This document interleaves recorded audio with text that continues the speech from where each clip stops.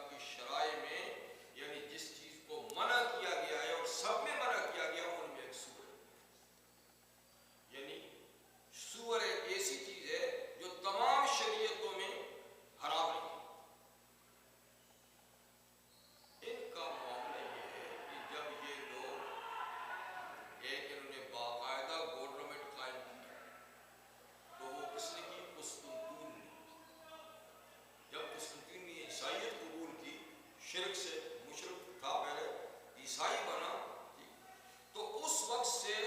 اس مذہب کو یعنی اقتدار میں آیا یہ اور اس کے اندر، تو اس نے جہاں مختلف اناجیل کو ختم کرنے کے لیے میٹنگ بلائی کہ 120 انجیلیں ہیں، کس کس پہ عمل کریں، سب متضاد ہیں آپس میں، تو کوئی 300 پادریوں کی میٹنگ اس نے بلائی، 300، اور وہ پتہ نہیں کتنے عرصے تک میٹنگ کرتے رہے کہ اس کا کیا حل ہے، تو کوئی بات سمجھ میں نہیں، کوئی طے نہ ہو سکا۔ آخر اس بات پہ طے ہوئی، یہ بات طے ہوئی کہ اللہ سے ہی درخواست کریں کہ ان میں جو غلط ہیں وہ ختم ہو جائیں اور جو صحیح ہیں وہ باقی رہیں۔ ایک تو یہ دعا انہوں نے کی، لیکن پھر بھی خالی دعا سے کوئی چیزیں اڑ تو نہیں جاتی نا، تو اب وہ یعنی ٹیبل پہ ڈھیر لگا ہوا سب چاروں طرف بیٹھے، دعا بھی کی، پھر دعا کرنے کے بعد یہ تجویز سوچی کہ پھر کچھ حرکت بھی کرو، حرکت ایسا کرو سارے پادری اٹھ کے نا اس ٹیبل کو ذرا ہلاؤ، جو گر گئی تو سمجھو اللہ نے ان کو مسترد کر دیا ہے، جو رہ گئی سمجھے کہ یہ قابل عمل ہے، تو یہ بھی ایک بھونڈا سا طریقہ ہے۔ خیر دعا کی، پھر انہوں نے ہلائی تو کہتے ساری گر گئیں، 116 گر گئیں اور 4 باقی رہ گئی۔ جب 4 باقی رہ گئی تو تضاد تو ان میں بھی ہے، لیکن یہ تضاد انہوں نے پھر برداشت کر لیا اور اس کو من جانب اللہ انتخاب سمجھا کہ یہ 4 ٹھیک ہے، لہذا وہ بائبل کا حصہ بنا دی گئی اور باقی سب کو مسلم بنا دی گئی۔ ایک کام تو یہ ہوا قسطنطین کے زمانے میں۔ دوسرا بھائی جو آپ نے فرمایا، قسطنطین نے کہا کہ دیکھو اس کا بھی کوئی حل تجویز کرو کہ یہ جانور ہمارے لیے جائز ہو۔ اس کا مطلب یہی ہے کہ جائز نہیں تھا، اس کا مطلب یہی کہ جائز نہیں تھا نا، کہ اس کے جواز کو اب چونکہ موجودہ عیسائیت اصل عیسائیت تو نہیں ہے، اب اس میں جو پوپ ہوتا ہے اس کو اللہ کا نمائندہ سمجھا جاتا ہے،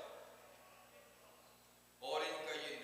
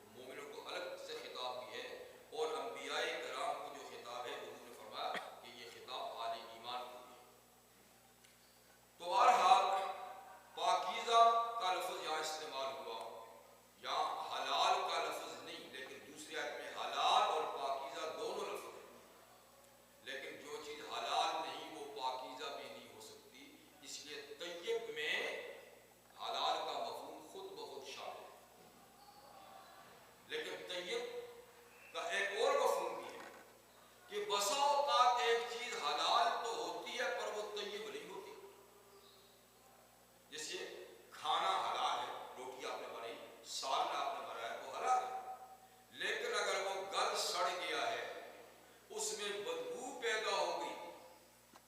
تو اس کا کھانا مکروہ تحریمی ہے، یعنی حرام تو نہیں کہیں گے، آٹے سے روٹی بنائی ہے یا سالن جو ہے وہ حلال سبزی کا بنایا ہے، حرام تو نہیں کہیں گے، لیکن اس میں بدبو پیدا نہیں، وہ طیب نہیں رہا، ستھرا نہیں رہا، پاکیزہ نہیں رہا، اب اس کا استعمال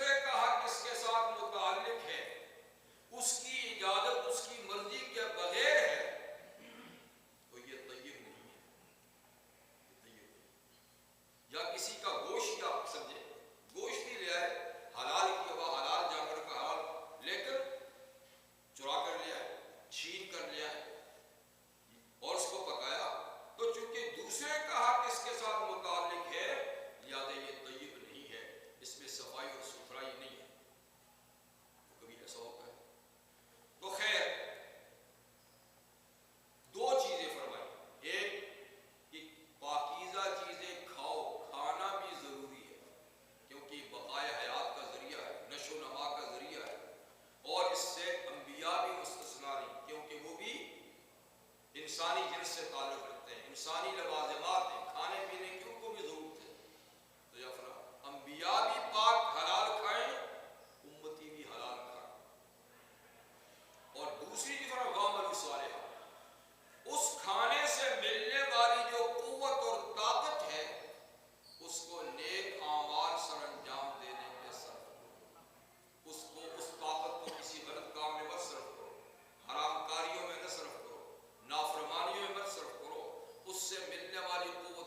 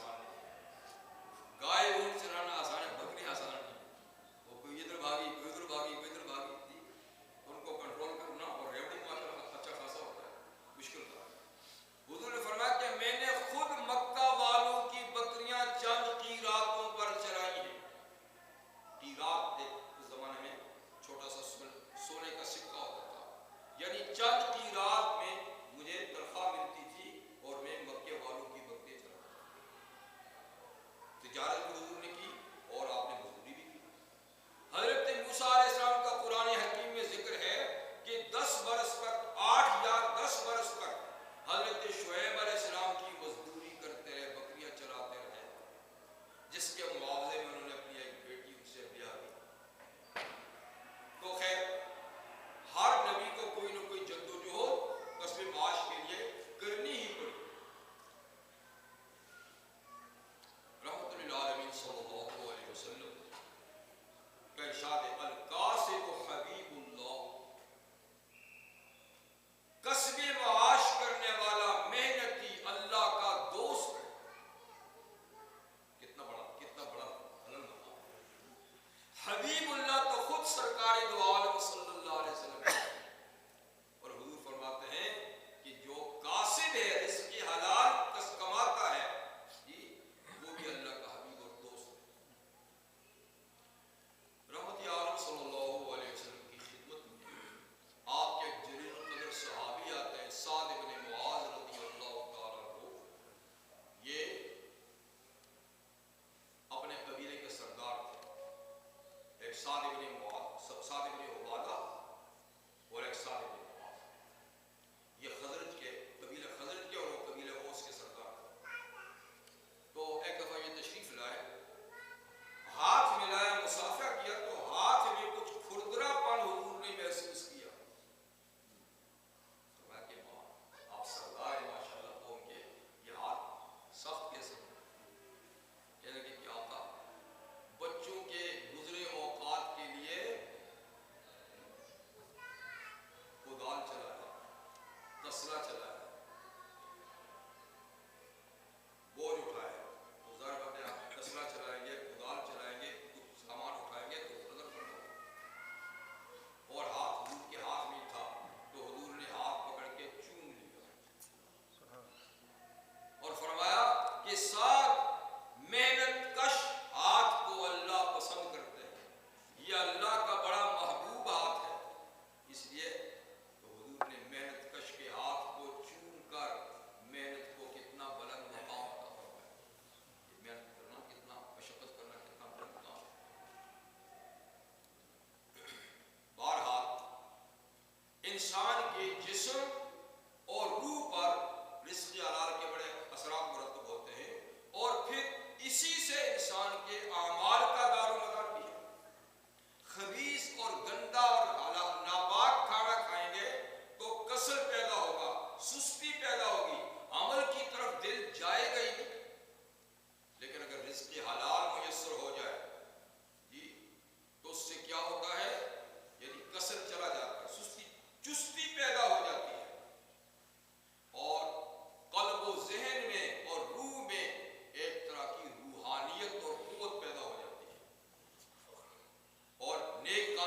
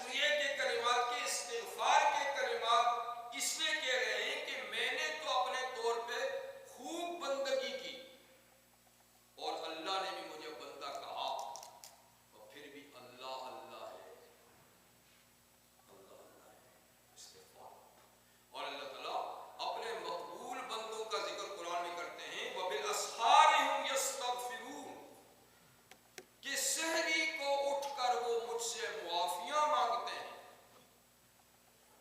وبالاسحار یستغفرون، حالانکہ صبح اٹھ کے کیا کرتے ہیں؟ تہجد کی نماز پڑھتے ہیں، اللہ کا ذکر کرتے ہیں، لیکن اللہ نے ان کی تہجد کی نماز کا ذکر نہیں کیا، کہا وہ استغفار کرتے ہیں، یعنی پہلے تو وہ خوب عبادت کرتے ہیں، آخر میں سوچتے ہیں کہ کہاں اللہ اور کہاں ہماری عبادت، پھر فوراً استغفار کرتے ہیں، یا اللہ معاف کر دے، تیری شایان شان کام نہیں کر سکے، یہ بھی ہم سے گستاخی ہوگی، بے ادبی ہوگی، معاف کر دے۔ تو مقصد یہ ہے کہ اللہ کے بندے تو وہ ہیں جو بندگی پہ اتراتے نہیں، اکڑتے نہیں، اپنی بندگی کو بڑا خیال نہیں کرتے، بلکہ ان کے دل بندگی کر کے بھی کانپ رہے ہوتے ہیں، پتہ نہیں قبول ہوئی نہ ہوئی، اور یہ کہ اللہ کے پاس ہے۔ تو فرمایا کہ یہ لوگ ہیں، اور پھر نیکی کے کاموں میں بھی ایک سے ایک آگے بڑھتا ہے، دوسرے سے آگے بڑھتا ہے، تیسرے سے آگے بڑھتا ہے، یہ ہے۔ تو نشانی بتا دی مقبول بندوں اور غیر مقبول بندوں کی نشانی بتا دی، اور پھر اللہ فرماتے ہیں وَلَا نُكَلِّفُ نَفْسًا، جب ان کا حال یہ ہے کہ پوری جد و جہد کرتے ہیں عبادت میں اور پھر اپنی عبادت کو معمولی سمجھتے ہیں، تو ہم بھی کسی نفس کو، کسی آدمی کو عبادت کی اتنی تکلیف نہیں دیتے جو اس کی طاقت سے باہر ہو، الا وسعها، مگر اس کی طاقت کے مطابق ہی کام کرنے کا کہتے ہیں۔ ہم بھی نہیں تکلیف دیتے، یعنی نہیں مکلف بناتے، نہیں ذمہ دار ٹھہراتے کسی کو، مگر اس کی طاقت کے مطابق احکامات بھیجتے۔ وَلَدَيْنَا كِتَابٌ يَنطِقُ بِالْحَقِّ، اور پھر کہ جو لوگ کام کرتے ہیں کوئی یہ نہ سمجھے کہ پتہ نہیں ہمارے کاموں کا وہاں پتہ بھی ہے کہ نہیں، اتنی اللہ کی کھربوں کی تعداد میں مخلوق ہے، تو ہم اور ہمارے عمل کا پتہ نہیں کوئی حساب کتاب ہوگا، نہیں پتہ ہوگا، فرمان نہیں ہے۔ وَلَدَيْنَا كِتَابٌ، ہمارے پاس ہر ایک کے اعمال کی پوری کتاب ہے، دفتر ہے، رجسٹر ہے، ڈائری ہے، جو ہمارے بھیجے فرشتے باقاعدہ لکھے جا رہے ہیں۔ پہلے تو یہ خیال ہی غلط ہے کہ ہم اپنی مخلوق یا ان کے اعمال سے کوئی بے خبر ہے، ہر ایک کی خبر رکھتے ہیں، اس کے ہر عمل کی خبر رکھتے ہیں۔ اس پر مزید یہ کہ ہم ہر اعمال کو لکھواتے بھی ہیں، ہمارے پاس ڈائریاں لکھی ہوئی ہیں، ہمارے پاس کتاب ہے ینطق بالحق، جو بروز قیامت سچ سچ بتائے گی کہ اس بندے نے کیا کیا، اس میں کوئی جانبداری کی بات نہیں ہوگی، اونچ نیچ نہیں ہوگی، جو کیا ہے وہی ہوگا، اور اس کے مطابق فیصلہ ہوگا۔ تو وَهُمْ لَا يُظْلَمُونَ، پھر لوگوں پر کوئی ظلم زیادتی بھی نہیں ہوگی، جیسا عمل ہوگا اس کے مطابق ان کو جزا ملے گی۔